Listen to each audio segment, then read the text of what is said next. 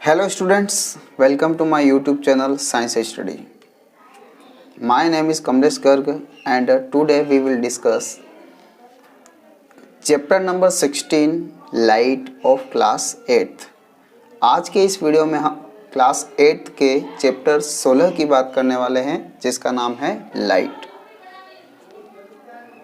दोस्तों जैसा कि आप जानते हैं लाइट हमारे लिए बहुत ही महत्वपूर्ण है। अगर हम बात करें लाइट की तो लाइट हमें सन से मिलती है, यानी कि अर्थ प्लेनेट पर जो भी लाइट हमें प्राप्त होती है वह सन से आती। तो सन जो है वो हमारे लिए एक लाइट सोर्स है। अगर सूर्य नहीं होता तो अर्थ प्लेनेट पर लाइट नहीं होती और सब तरफ अंधेरा ही अंधेरा रहता।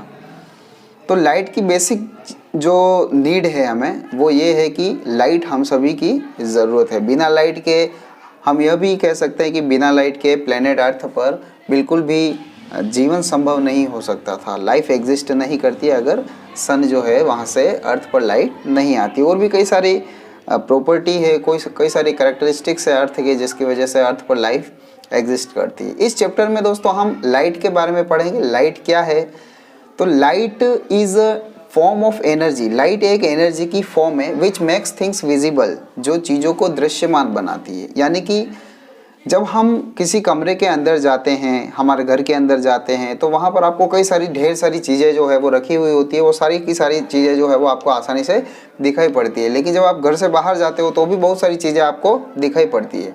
किंतु जब वही चीज़ें हम रात में ट्राई करते हैं देखने की तो रात के अंधेरे में आपको वो चीज़ें दिखाई नहीं देती है। तो ऐसा क्यों होता है कि दिन में जब उजाला होता है तो आपको सारी चीज़ें नज़र आ जाती है, लेकिन रात में आपको वही चीज़ें नज़र नहीं आ पाती है। रात में आप बिना लाइट के देख नहीं सकते हैं, चल नहीं सकते हैं, फिर नहीं सकते। तो ऐसा क्यों होता है?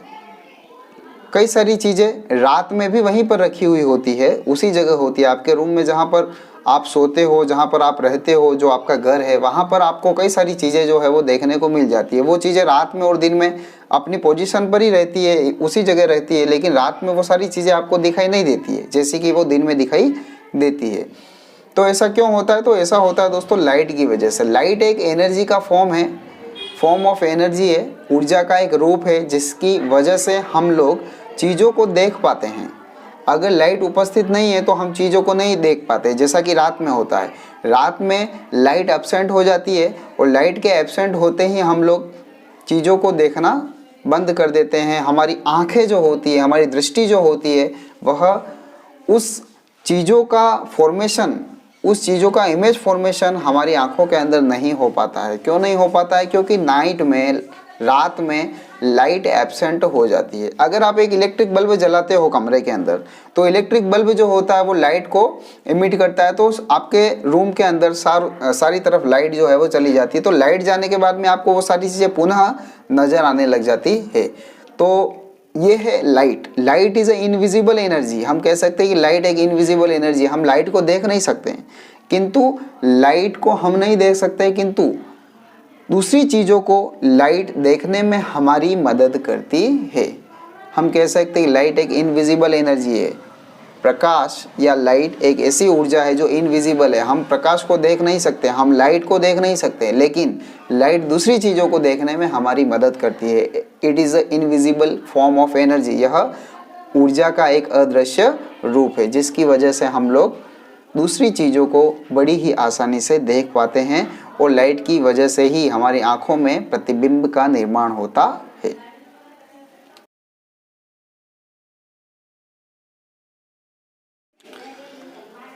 What are the learning objectives of this chapter? इस अध्याय में हमारे लिए लर्निंग ऑब्जेक्टिव्स क्या रहने वाले हैं? इस चैप्टर को पीछे हमारा जो उद्देश्य है वो क्या रहेगा उसके बारे में हम एक नज़र डाल देते हैं कि हमें इस चैप्टर में क्या क्या सीखना है। 16.1 व्हाट मेक्स थिंग्स विजिबल। वो कौन है जो चीज़ों को दृश्यमान बनाता है। 16.2 लॉज ऑफ रिफ्लेक्शन। परावर्तन के नियम क्या हैं। Regular and diffused reflection. Regular reflection क्या होता है और डिफ्यूज्ड रिफ्लेक्शन क्या होता है। Reflected light can be reflected again. एक रिफ्लेक्टेड एक रिफ्लेक्टेड लाइट अगेन रिफ्लेक्ट हो सकती है या नहीं हो सकती है, उसके बारे में हम जानेंगे। मल्टीपल इमेजेस का फॉर्मेशन कैसे होता है, सनलाइट वाइट और कलर्ड, सनलाइट जो है वो वाइट कलर की होती है या फिर कलर्ड लाइट है, उसके बारे में हम जानेंगे। What is inside our eyes, हमारी आँखों के अंदर क्या होता है, उसके बारे में भी हम बात करेंगे। तो ये हमारे लर्निंग ऑब्जेक्टिव्स है। इस चैप्टर में हम इन चीज़ों के ऊपर ज़्यादा फोकस करेंगे और इन सभी के आंसर्स जो है वो फाइंड आउट करने की कोशिश करेंगे। इसके अलावा केयर ऑफ द आई, आँखों की केयर कैसे की जा सकती है, उसके बारे में भी हम इस चैप्टर में डिस्कस करने वाले हैं। Visually impaired person can read and right, क्या विजुअली इम्पेयर्ड पर्सन लिख और देख सकता है, उसके what is Braille system, Braille system क्या होता है, ब्रेल सिस्टम के बारे में हम इस चैप्टर में जानेंगे। तो ये हमारे ऑब्जेक्टिव्स रहने वाले, इस चैप्टर में हम इन्हीं चीज़ों के ऊपर फोकस करेंगे।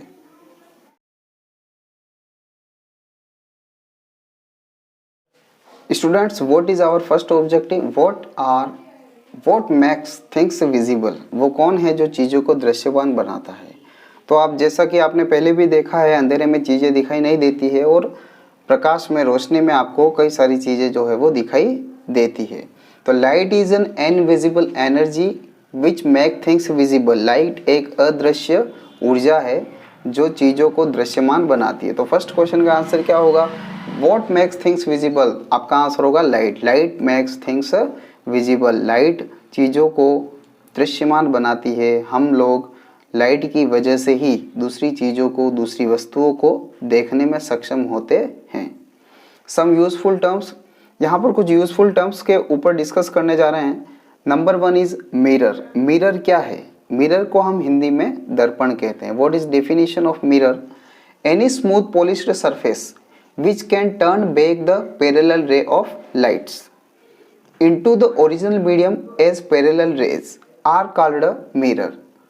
एनी स्मूथ पॉलिश्ड सरफेस, कोई भी सरफेस को हम क्या कहते हैं, मिरर नाम देते हैं। यानी कि मिरर जो है वो एक सरफेस का नाम है, एक सरफेस है और यह सरफेस कैसा है, हाईली पॉलिश्ड सरफेस है। हाईली पॉलिश्ड का मतलब है एकदम स्मूथ सरफेस है, उसके ऊपर बिल्कुल रफनेस मौजूद नहीं है, उसे मतलब पॉलिश करके ऐसा चिकना बनाया गया है, एकदम स्मूथ बनाया गया है कि वहाँ पर कोई भी खुरदरेपन जो है वहाँ मौजूद नहीं है, वह एकदम से चिकना है, एकदम समतल है। ऐसी सतह को हम क्या कहते हैं, दर्पण कहते हैं, मिरर कहते हैं। Which can turn back the parallel रे ऑफ लाइट, जो लाइट्स को क्या कर सकता है, टर्न बैक, वापस भेजता है। ओरिजिनल मीडियम, ओरिजिनल मीडियम का मतलब है लाइट जहाँ से आ रही है ना दोस्तों, लाइट जहाँ से आएगी वहीं से उसी मीडियम में वह सरफेस क्या करेगा, उसे रिफ्लेक्ट कर देगा, वापस से भेज देता है। आर कोल्ड मिरर, ऐसी मीडियम को, ऐसी सतह को हम मिरर कहते हैं। एग्जाम्पल की बात करें तो लुकिंग ग्लास, वह ग्लास जो हमारे घरों के अंदर होता है जिसमें हम लोग अपना चेहरा देख पाते हैं, वह एक मिरर का बेहतरीन एग्जाम्पल है। तो दर्पण क्या है दोस्तों, दर्पण कोई समतल सतह जो समांतर किरणों को उसी माध्यम में समांतर किरणों के रूप में परावर्तित कर दे, दर्पण कहलाती है। कोई सतह जो किरणें उस सतह के ऊपर गिरेगी आकर के, अगर वह समांतर रूप में गिर रही है तो अगर वह सतह उसे उसी समांतर रूप में, पैरेलल रूप में ही उसे रिफ्लेक्ट कर देती है, तो ऐसी सतह को मिरर का नाम दिया जाता है। यानी कि मिरर एक ऐसी सतह है जो पैरेलल रे लाइट्स को पैरेलल रूप में ही क्या करती है, रिफ्लेक्ट कर देती है। इस प्रकार की सतह को दर्पण का नाम दिया जाता है। दर्पण का उदाहरण क्या है, तो हमारे घर में रखा हुआ जो ग्लास है जिसमें हम लोग चेहरा देखते हैं, वो हमारा दर्पण हो गया। इसके अलावा रुका हुआ पानी जो होता है, एक ठहरा हुआ पानी की जो सतह होती है, वह भी एक दर्पण का एग्जाम्पल है, दर्पण का उदाहरण है, क्योंकि हम ठहरे हुए पानी के सतह पर अपना प्रतिबिंब देख सकते हैं, इमेज जो है वो देख सकते हैं। उसी प्रकार से हम ऑयल की सरफेस जो है वह भी हमारे लिए एक मिरर है। इसके अलावा कोई भी मेटल या नॉन मेटल की सरफेस जो लाइट्स को क्या करे, पैरेलल रूप में रिफ्लेक्ट कर दे, वह हमारे लिए एक मिरर है। तो मिरर जो है वो एक सरफेस है, ना कि एक ऑब्जेक्ट है। Okay dear student, next term is incident ray. Incident ray क्या है, ये टर्म आपको बहुत जगह देखने को मिलेगी जिन टर्म्स को हम अभी डिस्कस कर रहे हैं। इससे पहले हमने मिरर को डिस्कस किया है, नेक्स्ट है incident ray. What is incident रे, a ray of light which travel through an optical medium, एक रे लाइट जो ऑप्टिकल मीडियम से ट्रैवल कर सकती है, गुजर सकती है। किसी भी ऑप्टिकल मीडियम से अगर कोई रे लाइट गुजर रही है, an optical medium toward mirror is called incident ray. किस ओर गुजर रही है? टुवर्ड मिरर, मिरर की ओर जा रही है। किसी भी ऑप्टिकल मीडियम से रे लाइट जो है वो गुजर रही है, उसका फ्लो हो रहा है और फ्लो होने के बाद में वह किस ओर मूव कर रही है? मिरर की ओर मूव कर रही है। इस प्रकार की लाइट को इंसिडेंट रे के नाम से जाना जाता है। वो सारी लाइट्स जो किसी भी मिरर की ओर यानी कि एक सरफेस की ओर आएगी, उन्हें हम इंसिडेंट रे कहेंगे। वही हमारे लिए इंसिडेंट रे होगी। आपतित किरण क्या है? एक प्रकाश किरण जो किसी माध्यम से गुजरती हुई दर्पण की ओर आती है। कोई भी प्रकाश किरण जो एक माध्यम से गुजरती है और माध्यम से गुजरने के बाद में, माध्यम कुछ भी हो सकता है, माध्यम एयर हो सकता है, ग्लास हो सकता है, वाटर हो सकता है, तो कोई भी माध्यम हो सकता है। जल, दर्पण, कांच और हवा, ये हमारे माध्यम हैं। तो आपतित किरण क्या है? एक प्रकाश किरण है जो किसी माध्यम से चल रही है, माध्यम से ट्रैवल कर रही है और ट्रैवल करने के बाद में वह किस ओर मूव कर रही है? एक दर्पण की ओर जा रही है। तो दर्पण की ओर आने वाली जितनी भी लाइट रे होगी उन्हें हम इंसिडेंट रे कहेंगे। जैसा कि आपको पिक्चर जो है वो बता रहा है। देखिए पिक्चर में आपको एक मिरर की सरफेस बताई गई है। मिरर के ऊपर आपको 3 लाइट रेज जो है वो आती हुई नजर आएगी। उस पर डायरेक्शन भी आपको बता रखा है। वो डायरेक्शन ये इंडिकेट कर रहा है कि उसका जो डायरेक्शन है वह किस ओर मूव कर रही है। तो लाइट रेज जो है वो अभी फिलहाल के लिए देखा जाए तो इस पिक्चर में यह लाइट रेज सारी की सारी किस ओर मूव कर रही है? मिरर की ओर मूव कर रही है, एक सरफेस की ओर मूव कर रही है। इसलिए हम इन्हें इंसिडेंट रे का नाम देंगे, इन्हें हम आपतित किरण कहेंगे। दूसरे डायग्राम में भी आपको एक सन दिखाया गया है और सन से जो लाइट रेज एमिट हो रही है वो सारी की सारी लाइट रेज जो है वो एक मिरर की ओर जा रही है। तो ये हमारे लिए एक इंसिडेंट रे कहलाएगी। और यह कहाँ से ट्रैवल कर रही है? यह एयर मीडियम से ट्रैवल करती हुई दिखाई दे रही है। तो यह सभी हमारे लिए इंसिडेंट रे हैं। आशा करता हूँ इंसिडेंट रे जो है वो आपको अच्छे से समझ में आ गया होगा। Next term is reflected ray. Reflected ray क्या होती है? A ray of light which bounce off the mirror surface into the same medium, same optical medium in which incident ray are travelling is called reflected ray. A ray of light, एक प्रकाश की वह किरण, bounce off the mirror, जो mirror से bounce off होती है। Bounce off का मतलब है मिरर पे आकर के गिरेगी, गिरने के बाद में वह क्या करेगी? वापस से ऊपर उठेगी, टकराएगी और टकराने के बाद में वापस से ऊपर उठती है इनटू सेम ऑप्टिकल मीडियम, और उसी ऑप्टिकल मीडियम में चली जाती है जहाँ से वह आ रही थी। अगर एयर से आ रही थी तो एयर से ही चली जाती है। अगर लेफ्ट से आ रही है तो लेफ्ट में चली जाएगी, राइट में नहीं जाएगी। In which incident ray are travelling is called reflected ray. जहाँ पर पहले से इंसिडेंट रे ट्रैवल करती है, यह उस मीडियम में जाती है जहाँ पर इंसिडेंट रे ऑलरेडी ट्रैवल कर रही है। इस प्रकार की रे को रिफ्लेक्टेड रे के नाम से जाना जाता है। रिफ्लेक्टेड रे जो है वो बाउंस बैक होती है। बाउंस बैक होने के बाद में उस मीडियम में जाती है जहाँ पर इंसिडेंट रे ऑलरेडी ट्रैवल कर रही होती है। हिंदी मीडियम की बात करें तो परावर्तित किरण कहा जाता है इसे। परावर्तित किरण क्या होती है? एक प्रकाश किरण जो दर्पण की सतह से टकराकर उसी माध्यम में ऊपर उठती है जिसमें आपतित किरण गुजरती है, परावर्तित किरण कहते हैं।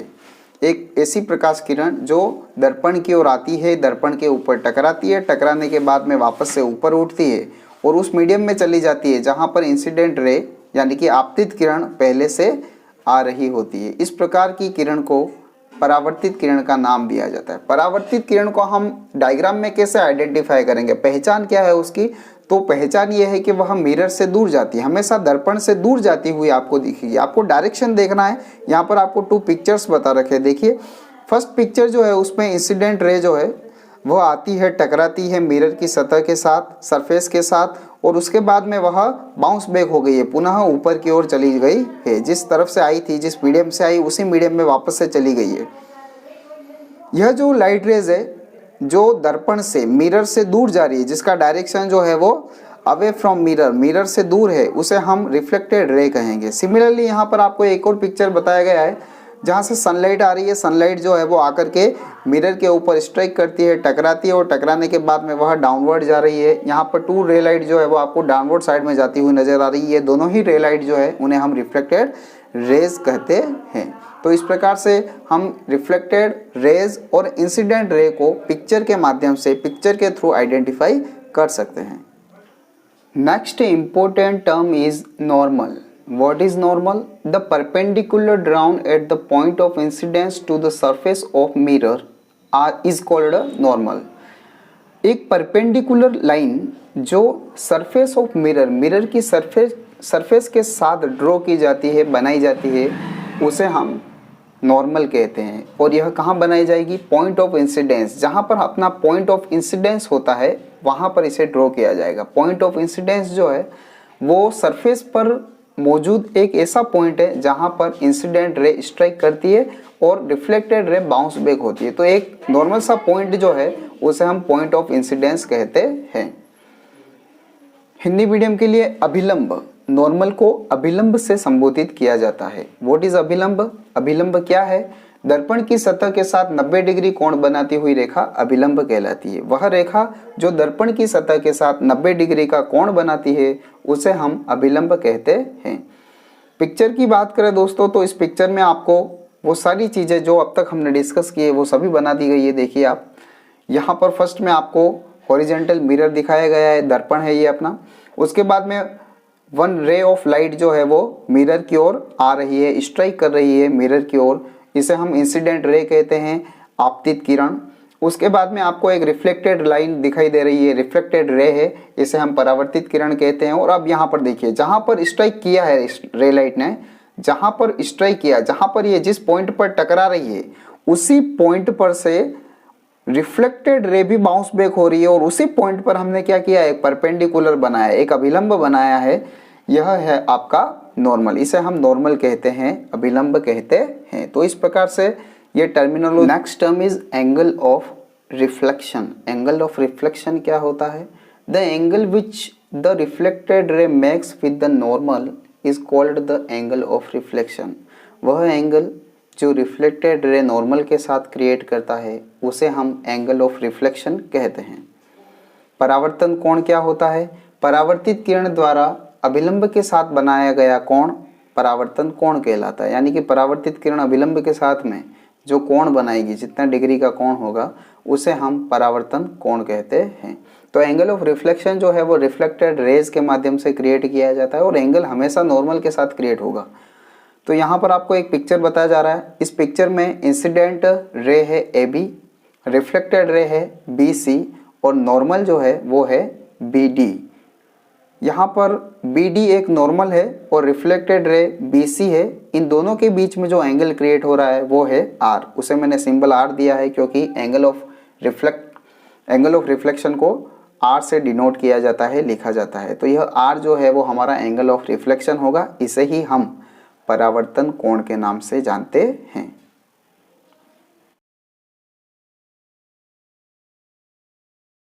Is reflection of light, first phenomenon of light. अब हम फर्स्ट फेनोमेनन पर डिस्कस करने जा रहे हैं। लाइट की वजह से कई सारे फेनोमेनन होते हैं, कई सारी घटनाएं होती है। उसमें से फर्स्ट फेनोमेनन जो है वो है रिफ्लेक्शन ऑफ लाइट, लाइट का reflection. What is reflection of light? Reflection of light is the phenomenon bouncing back of light. Reflection of light, light का एक ऐसा फेनोमेनन है, लाइट की एक ऐसी घटना है जिसमें bouncing back of light, light जो है वो बाउंस बैक होती है इन द सेम मीडियम, उसी मीडियम में, on striking the surface of any object, जिस सरफेस के ऊपर वह ऑब्जेक्ट के ऊपर स्ट्राइक करती है।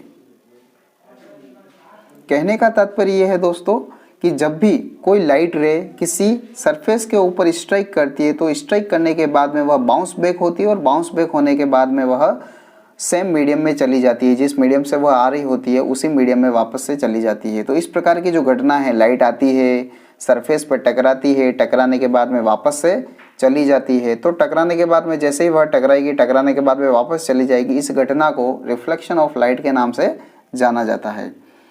प्रकाश का परावर्तन, हिंदी में इसे प्रकाश का परावर्तन कहा जाता है। प्रकाश का परावर्तन क्या होता है?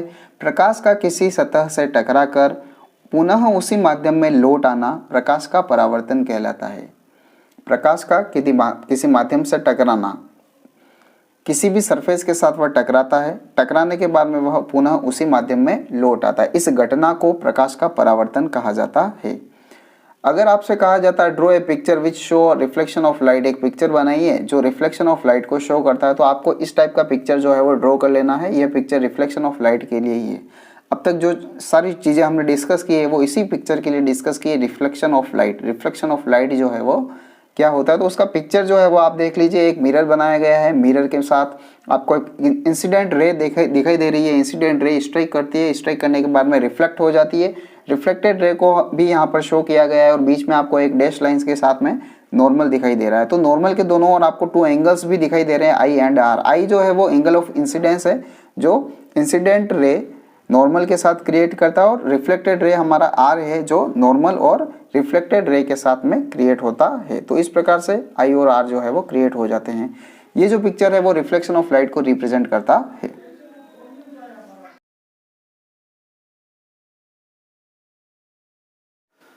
Now it's time to discuss laws of reflection. अब समय आ चुका है लॉज ऑफ रिफ्लेक्शन को डिस्कस करने का। First law is the incident ray, the reflected ray and the normal all lie at the same plane. प्रथम नियम जो है वो क्या कहता है, इंसिडेंट रे, इंसिडेंट रे का मतलब आने वाली किरण।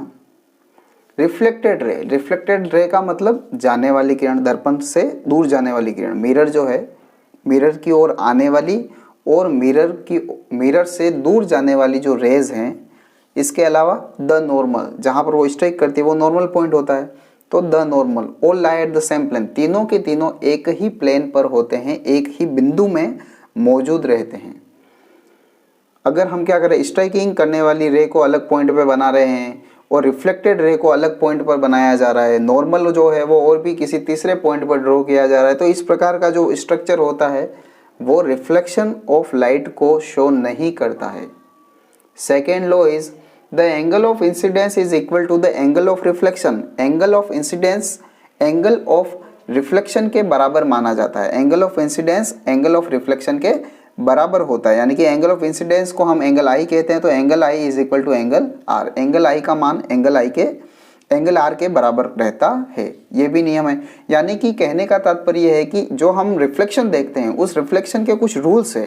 रूल्स क्या है, incidence angle incident angle reflected angle के इक्वल होता है।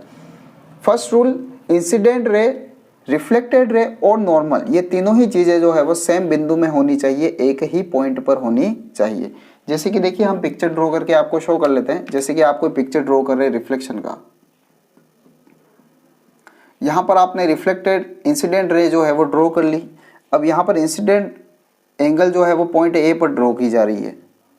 रिफ्लेक्टेड रे जो है वो आप यहाँ से ड्रॉ कर रहे हैं, यहाँ से, ये आपका पॉइंट बी हो गया, और नॉर्मल आपने और बीच में बनाया है कहीं पर, ये आपका पॉइंट सी हो गया। तो इस प्रकार का जो स्ट्रक्चर होता है वो रिफ्लेक्शन को शो नहीं करता, ये रॉन्ग है, ये रॉन्ग स्ट्रक्चर होगा।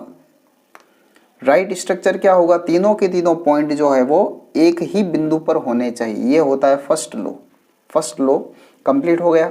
Second law, the angle of incidence is equal to the angle of reflection. दूसरा नियम, angle of incidence angle of reflection के बराबर होता है। यानी कि यहाँ पर जो क्रिएट होगा एंगल, नॉर्मल और इंसिडेंट एंगल के बीच में जो एंगल क्रिएट होगा वही एंगल नॉर्मल और रिफ्लेक्टेड रे के लिए भी होगा। यहाँ पर अगर हम देखें दोनों ही रे के बीच में अगर 30 डिग्री क्रिएट हो तो यहाँ पर भी 30 डिग्री ही क्रिएट होगा, 30 डिग्री ही क्रिएट करना होगा, अदरवाइज आपका स्ट्रक्चर जो है वो रॉन्ग होगा, आपका पिक्चर जो है वो रॉन्ग होगा।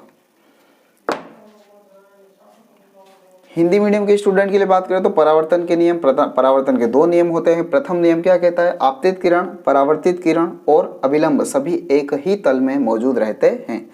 आपतित किरण का मतलब दर्पण की ओर आने वाली किरण, परावर्तित किरण का मतलब दर्पण से दूर जाने वाली किरण, और अभिलंब का मतलब दर्पण के साथ में 90 डिग्री का कोण बनाने वाली किरण। ये तीनों के तीनों एक ही बिंदु एक ही तल में मौजूद रहते हैं। द्वितीय नियम, आपतन कोण परावर्तन कोण के बराबर होता है। आपतन कोण का मतलब आने वाली किरण अभिलंब के साथ जो कोण बनाएगी वह कोण, और जाने वाली किरण अभिलंब के साथ में जो कोण बनाएगी, यह दोनों ही जो कोण होते हैं यह बराबर माने जाते हैं, यानी कि एंगल आई आपतन कोण बराबर होता है परावर्तन कोण एंगल आर के।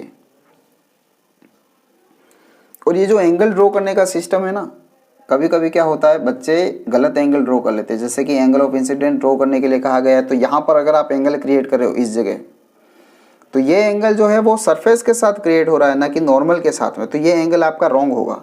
अगर आपने यहाँ पर आई ड्रॉ कर लिया तो ये एंगल आपका रॉन्ग हो जाएगा। क्यों हो जाएगा? क्योंकि एंगल जो क्रिएट होता है ना वो नॉर्मल के साथ में क्रिएट होता है। तो यहाँ पर आपको एक नॉर्मल ड्रॉ करना होगा, और नॉर्मल को ड्रॉ करने के बाद में यहाँ से एंगल यहाँ शिफ्ट करना होगा। ये है आपका एंगल आई और ये है आपका एंगल आर। सिमिलरली यहाँ पर भी एंगल देखिए आप, एंगल कहाँ क्रिएट हो रहा है? नॉर्मल एंगल हमेशा नॉर्मल और रिफ्लेक्टेड रे के बीच और इंसिडेंट रे के बीच में ही क्रिएट होना चाहिए। तो यहाँ पर आपका एंगल आर हो जाएगा और यहाँ पर एंगल आई हो जाएगा। ये आपका एंगल का सही पिक्चर होगा, ये रॉन्ग पिक्चर होगा।